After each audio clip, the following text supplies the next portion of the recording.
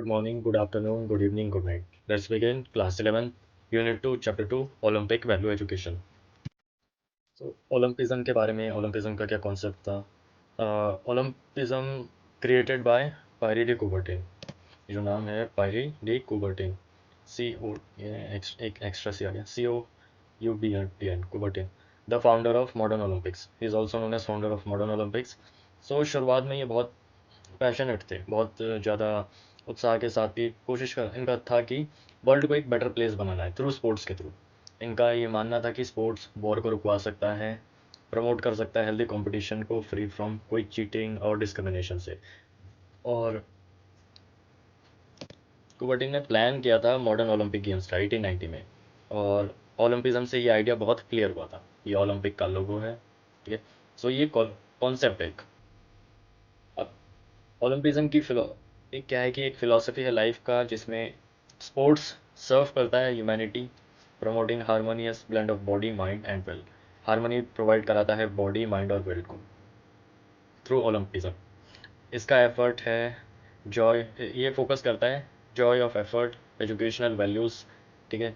Good example like social responsibilities. आपकी क्या क्या सोशल रिस्पॉन्सिबिलिटीज़ होनी चाहिए, respect for universal ethical principles. So social responsibility से गुड सिटीजन बनना, ट्रीट पीपल इक्वलिटी, डिस्क्रिमिनेट नहीं करना, चीटिंग नहीं करना, और ये सारी वैल्यूज़ ओलंपिज्म का कॉन्सेप्ट है। तो ओलंपिज्म फॉस्टर करता है relationship between individuals and nations, promoting peace and understanding. अब ओलंपिक्स में होता है कि बहुत सारे कंट्रीज़ के लोग एक साथ आके पार्टिसिपेट करते हैं, तो वो रिलेशनशिप को एक अच्छा रिलेशनशिप बनाता है, पीस एंड अंडरस्टैंडिंग बनाता है। कुछ जगह ऐसे भी है जैसे due to war situation like अभी रशिया यूक्रेन में, तो उसमें अभी थोड़ा रिलेशनशिप अच्छा नहीं है, लेकिन कुछ ऐसे भी इंसिडेंट्स हैं जिसमें एथलीट्स एक दूसरे की हेल्प करते हैं, एक दूसरे का बेटर अंडरस्टैंडिंग करते हैं, ट्रीट करते हैं रिस्पेक्टफुली, और अच्छा रिलेशनशिप बनता है उनके साथ। ये प्रमोट करता है पीस एंड अंडरस्टैंडिंग को। सो यही सारा है कॉन्सेप्ट ऑफ ओलंपिज्म का। इसमें मेन चीज़ें यही है कि माइंड बॉडी एंड विल, इसको प्रमोट करता है एक हेल्दी वे में, और effort, Joy of effort, educational values, social responsibilities, ये सारी चीज़ें, नेशंस का और इंडिविजुअल्स का, पीस का प्रमोशन, गुड बेटर अंडरस्टैंडिंग, अच्छा रिलेशनशिप एक देश का दूसरे देश के साथ। Yeah, the Olympism is built on values of excellence, friendship and respect. तो मेन फोकस इसका यही है कि एक्सीलेंस। एक्सीलेंस मीन्स आपको इतना अपने आप को ट्रेन करना होता है, जैसे ओलंपिक्स होता है कि हर 4 साल के बाद होता है, तो उसमें अपने आप को इतना एक्सेलेंट ट्रेन करना है अपने आप को, और अपने गेम में अपने आप को पूरा एक एक्सेलेंट परफॉर्मर बनाना है अपने आप। फ्रेंडशिप, बहुत सारी कंट्रीज और इंडिविजुअल्स आते हैं तो वो फ्रेंडशिप को बढ़ावा देता है। रिस्पेक्ट, ट्रीट एवरीवन इक्वली, और सबके साथ अच्छे से बिहेव करना। अब इसके और भी कुछ मेन 3 वैल्यूज़ तो यही है, उसके साथ और भी अदर वैल्यूज़ आते हैं, ठीक है। जैसे ये कहता है कि there are 5 educational values which can be recognise under 3 Olympic values. इन 3 वैल्यूज़ के अंदर और 5 ओलंपिक एजुकेशनल वैल्यूज़, जैसे integration of body mind and spirit, जिसमें डेवलपिंग आपका physical strength, mental strength, moral qualities through sports. Sports के through आपका physically, mentally and moral qualities, आपका inner qualities. Moral qualities means कि गुड वैल्यूज़, एक अच्छा व्यक्ति बनना लाइफ में। बियॉन्ड कंपटीशन, अब कंपटीशन के अलावा, उसके अलावा ये है कि एवरीडे अपनी लाइफ में चीज़ों को यूज़ करना, गुड वैल्यूज़ को, एक बेटर पर्सन बनना, अपनी कंट्री के लिए एक अच्छा नागरिक बनना, ये सारी चीज़ें। सोशल रिस्पॉन्सिबिलिटीज़, सेम वही चीज़ है। एक आप लोगों को अच्छे से बेटर वे में ट्रीट करना, उनके साथ ट्रैश टॉक नहीं करना, एक अच्छे से बात करना, अच्छे से लोगों को ट्रीट करना। प्रमोटिंग पीस एंड अंडरस्टैंडिंग, सबसे मेन इसका यही इंपॉर्टेंट है कि डिफरेंट कंट्रीज़ और लोगों को एक साथ लेके आना, कोऑपरेट करना, और अच्छा पीस एंड अंडरस्टैंडिंग बनाना। ओलंपिक मूवमेंट, तो ओलंपिज्म ही फाउंडेशन है ओलंपिक मूवमेंट का। ओलंपिज्म के थ्रू ही ओलंपिक मूवमेंट हुआ, जिसमें different sports, culture and education promote करते हैं पॉजिटिव वैल्यूज़ को। Then it serve as educational tool, इसके साथ साथ एजुकेशनल वैल्यूज़ सिखाता है स्पोर्ट्स के। जैसे आप फेयर प्ले हो गया, विदाउट चीटिंग आप कर रहे हो, अपना गेम कर रहे हो, बिना आप बिल्कुल ईमानदारी से एथिकल कंडक्ट किया, fair, free and fair play game खेल रहे हो। Development of positive character traits. Positive character traits means हार नहीं मानना, लोगों का रिस्पेक्ट करना, किसी को बॉडी का मजाक नहीं बनाना, और अपना हो सके जितना पॉजिटिव हो सके उतना होना। तो ये सारे थे आपके 5 अदर एजुकेशनल वैल्यूज़। 3 तो यही थे, एक्सीलेंस, फ्रेंडशिप, रिस्पेक्ट, ये तो मेन है ओलंपिक वैल्यूज़। उसके अलावा 5 और ये थे, ठीक है, उसको मैंने एक्सप्लेन कर दिया। जॉय ऑफ एफर्ट, आप जो एफर्ट कर रहे हो, प्रैक्टिस कर रहे हो, पूरे आनंद के साथ कर रहे हो, हैप्पीनेस के साथ कर रहे हो, उसमें आपको कोई प्रेशर नहीं है, उसमें आपको कोई बिल्कुल भी कोई, क्या कहते हैं उसको, आप जोर ज़बरदस्ती से नहीं कर रहे हो, अपनी खुशी के साथ अपना गेम के लिए आप अपना एफर्ट लगा रहे हो और उसको प्रैक्टिस कर रहे हो। फेयर प्ले, ईमानदारी से आप गेम को कर रहे हो without any cheating. Respect for others, दूसरे को आप अच्छे से वेल ट्रीट कर रहे हो। परस्यूट ऑफ एक्सेलेंस, अपने आप को कंपटीशन के लिए बिल्कुल एकदम एक्सेलेंट वे में आपको तैयार कर रहे हो, अच्छा परफॉर्मेंस आ सके, इसलिए आप देखोगे ओलंपिक के लिए लोग ट्रेन हार्ड करते हैं, अपने आप को बहुत हार्ड ट्रेनिंग करते हैं, घंटों घंटों तक ट्रेनिंग करते हैं, स्ट्रिक्ट डाइट में रहते हैं, डिसिप्लिन में रहते हैं।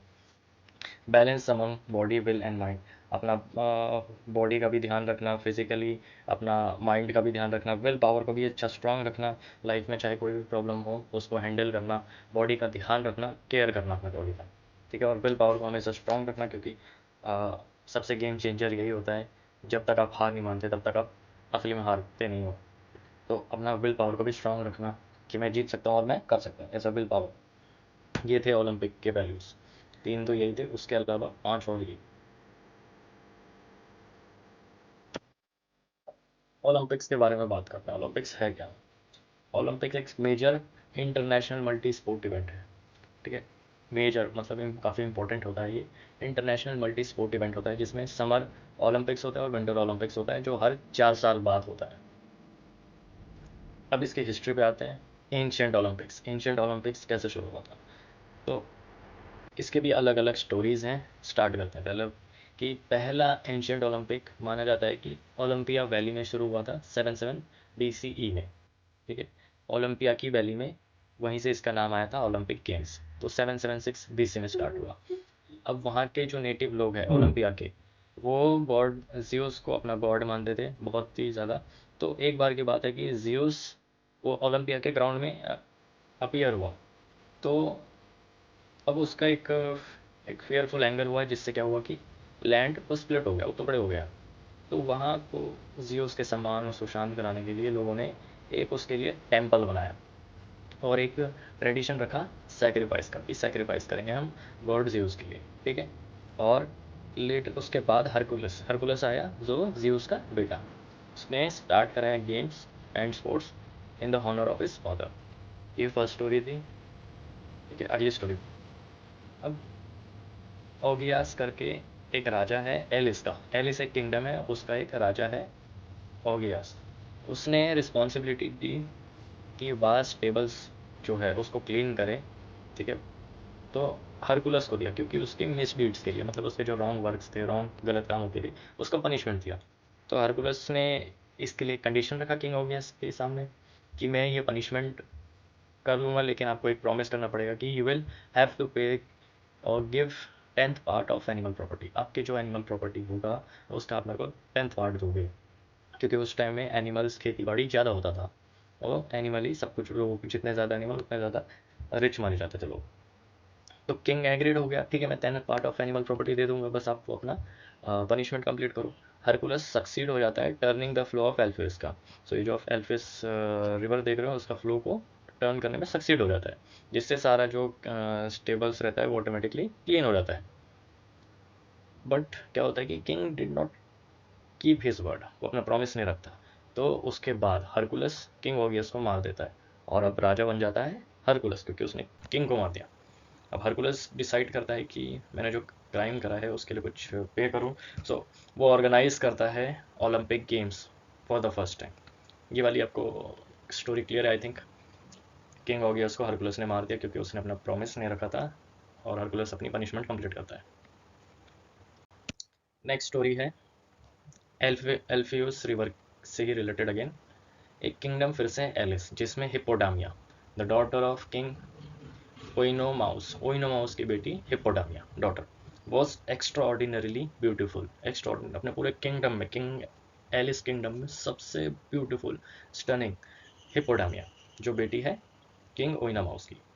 उसकी शादी के लिए राजा यानी किंग ओनामाउस कंडीशन रखता है। She was to be married to the person who would be able to kidnap her, जो उसको किडनैप कर लेगा, उससे उसकी शादी करा देगा। तो 13 यूथ्स ट्राई करते हैं एक के बाद एक किडनैप करने की, बट ऑल 13 फेल्ड। ठीक है, तो वो 13 यूथ्स फिर फेल हो जाते हैं, तो क्या करता है राजा, मर्डर्ड मर्सीलेसली। ठीक है, उनके बाद एक यूथ आता है, एक जवान, पेलॉप्स, पेलॉप्स करके आता है, एलिस किंगडम से ही आता है। वो भी बहुत चालाक हिम्मती था सारे यूथ से कंपैरिजन में। वो क्या करता है कि he made a charioteer his intimate friend, बहुत खास दोस्त बना लेता है। वो क्या करवाता है उससे, made him remove axle from the chariot of the king. वो घुड़सवार में वो एक एक्सेल करके होता है रथ में, वो उसका निकलवा देता है before the beginning of race, race शुरू होने से पहले। अब ये था कि पेप्लॉस और राजा की रेस करानी होती है, तो उसमें Pelops along with Hippodamia started running his chariot. Pelops के साथ हिपोडामिया अपना घुड़सवार स्टार्ट करते हैं, किंग भी उन्हें फॉलो फॉलो करता है, किंग भी उनके पीछे आता है, पेप्लॉस भी है उसके साथ, हिपोडामिया भी घुड़सवारी की रेस करें उनके साथ में, पीछे राजा भी फॉलो कर रहा है। When King Chariots was about to reach the chariot of Peplos, अब राजा का रथ, किंग ओइनामाउस का रथ और पेप्लॉस का रथ, जब किंग का रथ पेप्लॉस के नज़दीक आने लगता है, तो राजा का जो रथ होता है वो निकल आता है, और वो जो घुड़सवार उसका जो रथ होता है वो टूट जाता है पीसेस में, और उसका जो नेक होता है राजा का वो कट जाता है, जिससे वो मर जाता है राजा। ठीक है, सो इस तरह से दिमाग लगा के फुल प्लानिंग के साथ पेप्लॉस नॉट ओनली गॉट हिप्पोडामिया, हिप्पोडामिया भी मिल गई, किंगडम की सबसे एक्स्ट्रॉर्डनरी ब्यूटीफुल लेडी, और किंगडम भी मिल गया। सो उन दोनों की डुअल सक्सेस, ठीक है, dual success. Pelops started this games with religious rituals, religious rituals के साथ ओलंपिक गेम्स करके पेप्लॉस शुरू करता है। डुअल सक्सेस, पूरा कनिंग, बहुत चालाकी तेज़ी के साथ, इस तरह से किंगडम भी आ गया और हिप्पोडामिया भी आ गई। ये एक स्टोरी थी। अगली स्टोरी, जिसमें एक wrestling took place between gods and goddesses, ताकि assert their rights on earth, कि अर्थ किसके कब्जे में आएगी, कौन अर्थ के ऊपर रूल करेगा। तो इसमें wrestling took place between Zeus and Cronus, Cronus में और जियूस में फाइट होता है, रेसलिंग होता है, जिसमें जियूस बिकेम द विनर, और अपनी विक्ट्री को सेलिब्रेट करने के लिए games and sports were started. ये था। और बाकी अदर की है कि कुछ हिस्टोरियंस वो मानते हैं कि ग्रीस जो है, ग्रीस कंट्री वो स्मॉल स्टेट में डिवाइड था, जिसको बहुत स्मॉल स्मॉल स्टेट्स में डिवाइड था, उनको सिटी स्टेट्स कहते थे। तो mutual battles among this small states होते थे, और वहीं से ओलंपिक गेम्स शुरू हुआ। ठीक है, और चाहे कोई भी रीज़न हो, लेकिन ओलंपिक गेम्स ओलंपिया की वैली में शुरू हुआ, इसलिए उसका नाम पड़ा ओलंपिक गेम्स, ओलंपिया की वैली से ओलंपिक गेम्स पड़ा। ठीक है, फिर बात आई एंशियंट ओलंपिक गेम्स, चलता ना पूरा 1000 साल के लिए, बट 394 CE, ये डेट याद रखना, 394 CE, Theodosius, Theodosius the king of Rome stop the ancient Olympic games. King of Rome Theodosius सब स्टेडियम्स डिस्ट्रॉय कर दिया, सारे गेम्स सब बंद करवा दिए, सब चीज़ें बंद करवा दी, तबाह वबाह कर दी।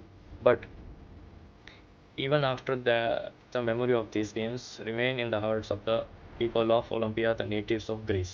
They could not forget these games even after many centuries. ठीक है, ये एंशियंट ओलंपिक गेम्स के बारे में था, कैसे कैसे स्टार्ट हुआ, क्या क्या स्टोरीज थी, और बंद कैसे हुआ था, ये था। अब इसके रूल्स क्या है कंपटीशन में पार्ट करने के लिए। ठीक है, computer must only be a Greek, केवल ग्रीक होना चाहिए, हेलेनिक रेस से होना चाहिए, और कंप्लीटली होना चाहिए, ये भी नहीं कि कहीं से कंप्लीटली हेलेनिक रेस से होना चाहिए, और फिजिकली फिट। सेवेजेस या पनिश्ड पर्सन कोई पार्टिसिपेट नहीं कर सकते थे, बंदीगृह से या तो कोई पनिशमेंट मिला हो, वो पार्टिसिपेट नहीं था, अलाउ ही नहीं था। जो कॉम्पिटिटिव पार्टिसिपेंट था ओलंपिया में रुकना पड़ता था 1 मंथ के लिए, ओलंपिक गेम्स शुरू होने से पहले, और ओथ लेनी पड़ती थी कि उसने ट्रेनिंग कंप्लीट करी है 10 मंथ, अपने स्टेट में 10 मंथ ट्रेनिंग करी है। वुमेन अलाउड थे ही नहीं, पार्टिसिपेट प्रैक्टिस भी करनी पड़ती थी 1 महीने के लिए पार्टिसिपेशन करने के लिए। Only amateur sports person could participate in this game, not the professionals. Amateur means जो पैसों के लिए गेम खेलते थे, ना कि प्रोफेशनल जो पूरा सिर्फ प्रोफेशनली, मतलब कि सिर्फ हमें सिर्फ फाइट करने से मतलब था, यही रूल्स था। ठीक है, और यही इसके रूल्स एंड रेगुलेशंस थे एंशियंट ओलंपिक गेम्स के। और ये लिखा हुआ था ब्रोंज प्लेट में, which were engrave on a bronze plate. इसमें ओपनिंग सेरेमनी भी थी, opening ceremony of ancient Olympic games. ठीक है, on the day of opening ceremony all players, their brothers, fathers and trainers assemble होते थे एक auditorium में, एक बड़े से रूम में। जो गेम के एक्सपर्ट्स थे उनको ओथ ली जाती थी पार्टिसिपेट करने से पहले, और रूल्स के अकॉर्डिंग। और they had to got the training of 10 months, 10 months की ट्रेनिंग होती थी। उसके बाद a pig was killed and offer to the god name Zeus. Zeus के एक पिग की भी सेक्रीफाइस होता था। After this ritual one by one all player use to come out of their sports arena, अपने एरिना से आते थे। उसके same time players were introduce to the spectators, हर एक को स्पेक्टेटर्स यानी पब्लिक ऑडियंस को इंट्रोड्यूस कराए जाते थे। अगर कोई स्पेक्टेटर्स ऑब्जेक्शन है दूसरे प्लेयर तो वो अलाउ नहीं किया जा सकता था। Rest of the players who face no objection against them, कोई ऑब्जेक्शन फेस नहीं कर रहा तो वो अलाउड किया जाता था। आफ्टर द डिक्लेरेशन गेम शुरू होते थे। ये एंशिएंट ओलंपिक का ओपनिंग सेरेमनी था। ठीक है, एक एक करके फिर ध्यान से और पढ़ते हैं। ठीक है, with the passage of time number of games kept on changing, जैसे 400 मीटर वॉक आया, 400 यार्ड वॉक आया। सो टाइम चेंज होते हुए लिमिट पहले कुछ ही गेम थे, फिर उसके बाद और गेम्स आने लग गए। 3 माइल रेस आने लग गया, पेंटाथलन आने लग गया, बॉक्सिंग आने लग गया, हॉर्स रेस आया। ठीक है, so numbers of games increase time के बाद टाइम। लेकिन जो game use to be organise for 5 days, 5 days के लिए होता था। पहले दिन रिलीजियस फंक्शंस परफॉर्म होते थे, यानी रिचुअल्स हो गया, ओथ टेकिंग हो गया, ये सारी चीज़ें।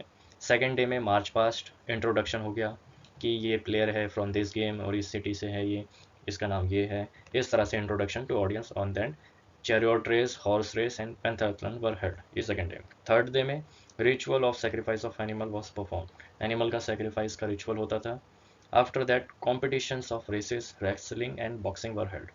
फोर्थ डे में फिक्स था, एथलेटिक्स के इवेंट्स होंगे, ट्रैक एंड फील्ड वाले इवेंट्स होंगे, रेसलिंग होगा और बॉक्सिंग होगा। फिफ्थ डे में recreational fun activities, games, dance हो गया या सिंगिंग हो गया, इस तरह से रिक्रिएशनल प्रोग्राम्स ऑर्गेनाइज किए जाते थे।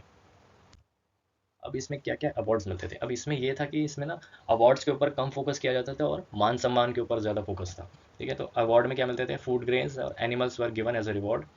एक crown made of olive leaves given to the winner, olive leaves का, क्योंकि ऑलिव लीव उस टाइम में बहुत रईस लोगों के पास होता था, रिच पीपल, बहुत कॉस्टली भी होता था। फूड ग्रेन्स एनिमल्स दिया जाता था। देखो, more stress lead on respect on honour, मान सम्मान इज्जत के लिए किया जाता था।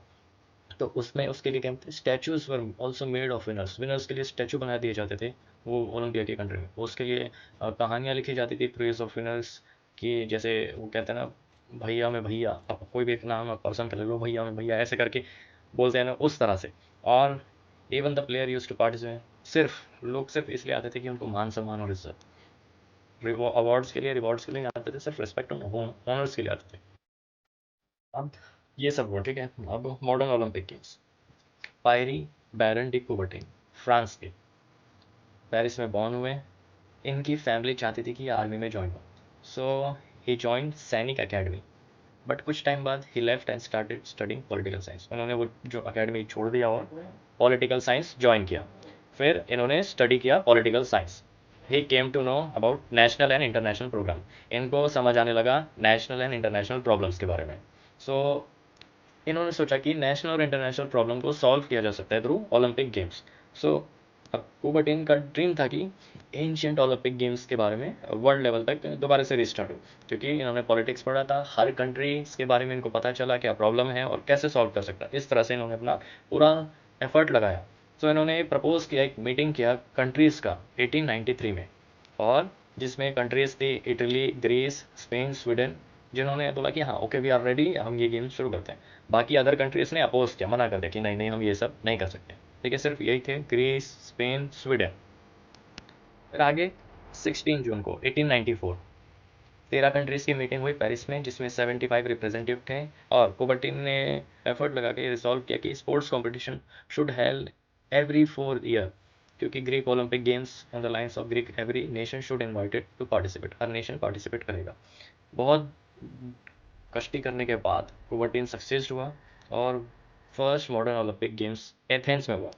स्टार्टिंग भी एथेंस में हुआ था और मॉडर्न ओलंपिक गेम्स का भी एथेंस में स्टार्ट हुआ 1896 में। ठीक है, अब 14 countries participated. First modern Olympic games 1896 Athens, Greece में 14 कंट्रीज पार्टिसिपेटेड।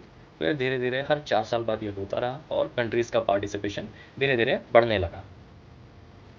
बस 3 ओलंपिक्स नहीं हुए थे ड्यू टू वर्ल्ड वॉर, दो वर्ल्ड वॉर की वजह से। ठीक है, उसकी वजह से आपके 2 ओलंपिक गेम्स नहीं हुए थे। पहला था 1916 में, सेकंड था 1940 में, और थर्ड था 1944 में। बस ये 3 में नहीं हुआ था, बाकी ओलंपिक गेम्स हर रेगुलरली होता रहा 4 साल में। बस एक ये था कि 10th एनिवर्सरी जब हुआ था उस 1906 में, उसमें वो 4 साल की बजाय 2 साल में हुआ, 2 साल के बाद ही था।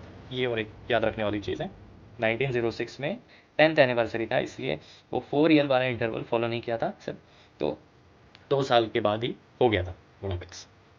फिर उसके बाद कंटिन्यू होता रहा 4 साल के बाद, एवरेज 4 साल के बाद। अब इसके लिए rules, all females and males participate.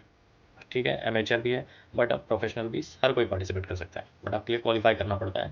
ठीक है, और सेंड किए जाते हैं नेशनल ओलंपिक कमेटी, उनकी लिस्ट बनती है, उनके लिए एथलीट्स को भेजते हैं थ्रू, हर एक कंट्री का अपना नेशनल ओलंपिक कमेटी होता है और हर एक का अप्रूवल चाहिए होता है नेशनल ओलंपिक कमेटी से। बिना अप्रूवल के आप नहीं पार्टिसिपेट कर सकते हो।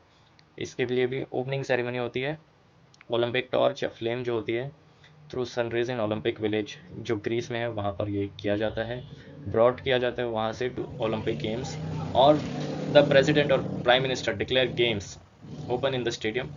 और ऑल स्पोर्ट्स, ये सारे प्रोसेस में all sports person take part in march past and they take oath, Olympic की एक ओथ होती है और मार्च पास्ट। फिर रिक्रिएशनल और कल्चरल प्रोग्राम्स जैसे सिंगिंग, डांसिंग हो गया, डिफरेंट एक्टिविटीज़ हो गया, ये चलता है। और Olympic flag is hosted and Olympic flame of the stadium kindled by the torch, Olympic flame में ओलंपिक टॉर्च को लगाया जाता है जो कंटिन्यूसली जलता रहता है। ये ओपनिंग सेरेमनी है। Closing ceremony, sports person from all countries सारे असेंबल होते हैं क्लोजिंग सेरेमनी में। The mayor of the city और द प्रेसिडेंट मैनेजिंग कमेटी का वो सारे भी होते हैं। और he she declares the game close, वो डिक्लेयर करती है कि अभी गेम समाप्त हो चुका है। ओलंपिक का फ्लैग अब नीचे किया जाता है और given to the mayor of the city. इसमें भी और डिफरेंट कल्चरल प्रोग्राम्स होते हैं और ओलंपिक फ्लेम को बुझाया जाता है और at last the games come to end with Olympic song, Olympic song भी किया जाता है। ये ओलंपिक आपका फ्लैग है डिफरेंट डिफरेंट कलर्स के साथ और डिफरेंट 5 कॉन्टिनेंट्स को रिप्रेजेंट करता है। इसी को कहते हैं ओलंपिक रिंग्स। डिज़ाइन किया था बैरन पायरी डी कुबर्टिन ने 1913 में, डेट याद रखना। रिप्रेजेंट करते हैं 5 parts of the world one over to Olympism, सब टुगेदर टुगेदर है, अलग अलग कोई नहीं, इसलिए इसको टुगेदरनेस बोला जाता है। Blue, black, red, yellow, green. मेरे से कहीं पढ़ाते वक्त मैंने अगर कहीं इसका कलर्स का डिफरेंट बोला तो सॉरी, बट आप इसमें से देख लेना, बिल्कुल एकदम यही है करेक्ट। ओलंपिक मोटो, अब इसका ओलंपिक का मोटो भी है। The motto is CTS, LTS, 40S, communiter, जिसका मतलब है CTS का मतलब faster, LTS means higher, 40S means stronger, communiter means together, सारे हम लोग टुगेदर हैं। We are faster, we are higher, we are stronger and also we are together. ये 2021 में न्यू ऐड किया गया था कम्यूनिटर, पहले 3 ही होते थे। ठीक है, आप ये पढ़ सकते हैं। ओलंपिक फ्लैग, ठीक है, वाइट कलर का सिल्क का फ्लैग होता है और ये 5 rings of the world, Africa, America, Asia, Europe, ये होता है 1913 में। ठीक है, और फर्स्ट यूज़ किया गया था 1920 में एंटवर्प ओलंपिक्स में। ओलंपिक का एंथम भी है, वो एक म्यूजिकल इंस्ट्रूमेंटल है, इससे आप रिलेटेड पढ़ सकते हैं। ओलंपिक का ओथ भी होता है फ्री एंड फेयर गेम्स कराने के लिए। इसे स्टॉप करके पॉज करके गो थ्रू हो जाना आप। फिर Olympic flame is a symbol of knowledge, life and happiness. ठीक है, इसके बारे में भी आप पढ़ सकते हैं। इसका वेट 1.2 kg होता है और ये जलता रहता है पूरा टाइम तक, और लास्ट में इसको बुझाया जाता है जब ओलंपिक गेम्स की क्लोजिंग सेरेमनी होती है। ठीक है, और इसको रैली में दौड़ते हुए लेके आते हैं पूरा जिस कंट्री में गेम हो रहा है ओलंपिक फ्लेम को, और फिर इसको ओलंपिक जलाते हैं और ये कंटिन्यूसली चलता रहता है पूरे प्रोसेस में। ओलंपिक के अवार्ड्स भी होते हैं, फर्स्ट सेकंड थर्ड पोजीशन को अवार्ड दिया जाता है with gold silver bronze medal के साथ, सर्टिफिकेट दिए जाते हैं। बाकी जो नेक्स्ट 5 पोजीशन होल्डर होते हैं उनको सर्टिफिकेट्स और अवार्ड्स दिए जाते हैं। अब बात करते हैं इंटरनेशनल ओलंपिक कमेटी की। International Olympic committee international level पे गवर्नमेंटल ऑर्गेनाइजेशन होता है, नॉन गवर्नमेंटल। इसका काम होता है कि मॉडर्न ओलंपिक गेम्स के जितने गेम्स होंगे सारे ऑर्गेनाइज कराने के, समर हो गया, विंटर हो गया, यूथ ओलंपिक, इस सबको कराना, ऑर्गेनाइज कराना। और इसमें आपके ये कहाँ पर है, लोसान स्विट्ज़रलैंड, लोसाने स्विट्ज़रलैंड में है। ठीक है, और इसमें होते हैं मेंबर्स। ये इसकी भी एक कमेटी होती है, इंटरनेशनल ओलंपिक कमेटी के इसके मेंबर्स होते हैं। President, president of IOC elected by its member, इसके मेंबर्स के थ्रू प्रेसिडेंट। और 8 ईयर्स के लिए इलेक्ट होता है, 8 ईयर्स का उनका टर्म पीरियड होता है। उसके बाद वो री इलेक्ट भी हो सकता है या तो अकॉर्डिंगली फिर से मेंबर्स के थ्रू इलेक्ट होता है। थॉमस बैच, ये करंट प्रेसिडेंट है आईओसी के। Vice president, 4 vice president elect किए जाते हैं, ठीक है, मेंबर्स ऑफ द कम्युनिटी के थ्रू। इनका 4 ईयर्स का टर्म पीरियड होता है, फिर रिअपॉइंट हो सकते हैं या तो दोबारा, डिपेंड करता है कमेटी और नए लोगों को लाना चाहती है या यहीं पर रखना चाहती है। एग्जीक्यूटिव बोर्ड, इसमें प्रेसिडेंट, 4 वाइस प्रेसिडेंट और 10 अदर मेंबर्स होते हैं, ठीक है। आईओसी ही इलेक्ट होता रहता है। आप इसको पॉज करके अच्छे से पढ़ लेना। नेशनल ओलंपिक कमेटी, अब हर एक कंट्री का अपना अपना ओलंपिक कमेटी होता है, नेशनल ओलंपिक कमेटी हर एक कंट्री का। जैसे आप नेपाल का, नेपाल हो गया। इंडियन का फॉर एग्जांपल, इंडिया के लिए इंडियन ओलंपिक एसोसिएशन आईओए, जो नेशनल ओलंपिक कमेटी है इंडिया की। इसी तरह हर कंट्री का अपना अपना एक नेशनल ओलंपिक कमेटी होता है। इसका काम होता है responsible for organize countries participation, countries का पार्टिसिपेशन अलग अलग स्पोर्ट्स गेम्स के लिए, एथलीट्स को डिटेल इन्फॉर्मेशन भेजना उनके बारे में कि ये मेरा ये हमारा एथलीट है और ये is going to participate in this event. इस तरह से पार्टिसिपेशन करवाना कंट्रीज़ का ओलंपिक में। इंटरनेशनल ओलंपिक कमेटी को नेशनल ओलंपिक कमेटी ऐसा कोऑर्डिनेट करती है, लिस्ट भेजती है। International sports federation, IFS। अब इनका साथ में ये इंटरनेशनल ओलंपिक कमेटी के साथ वर्क करती है। ये इनका क्या क्या काम होता है कि स्पोर्ट्स में जो रूल्स है, एंश्योर फेयर प्ले और technical aspects of sports during Olympic games, इन सब के लिए ये इंटरनेशनल स्पोर्ट्स फेडरेशन रिस्पॉन्सिबल होती है। गवर्नेंस बोले तो कि रूल्स को सेट करना, रेगुलेशन के साथ, रूल्स एंड रेगुलेशन को के साथ गेम्स को इंटरनेशनल लेवल पे स्पोर्ट्स कराना।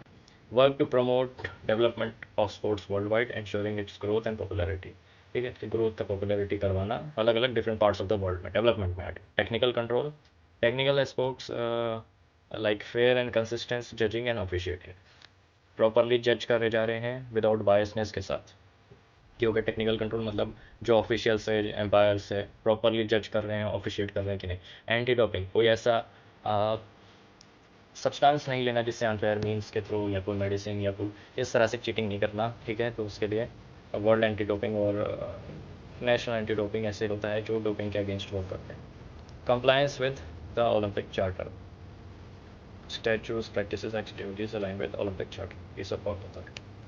अब organizing committees for the Olympic games, अब इससे वर्ड से ही गेस करना कि ऑर्गेनाइजिंग कमेटी, ऑर्गेनाइजिंग कमेटी ने जो ऑर्गेनाइज कर रही हैं ओलंपिक गेम्स को। अब अलग अलग कंट्रीज़ के अकॉर्डिंग उसका नाम आता है कंट्रीज, ये कंट्री होस्ट कर रही है ओलंपिक गेम्स, तो उसमें जो ऑर्गेनाइजिंग कमेटी बनती है वही है ये organizing committee for Olympic games.